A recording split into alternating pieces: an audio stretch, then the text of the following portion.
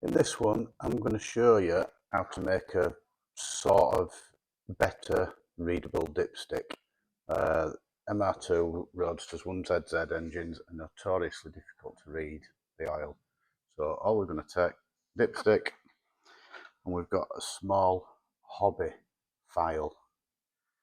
Basically what we're going to do, we're just going to sit that on there with the file at an angle, and we're just going to file some little grooves in. Now, some people like to drill a hole. I'm not a fan of that, mainly because if you drill your hole a little bit big and it becomes brittle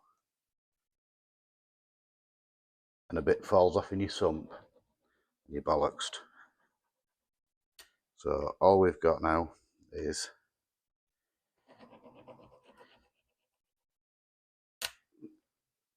just make them all just a little bit bigger.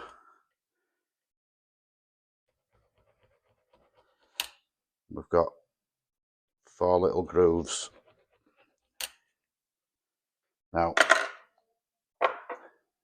those little grooves there will hold oil and will make your dipstick readable. I only ever do one side though, so I can double check the other side.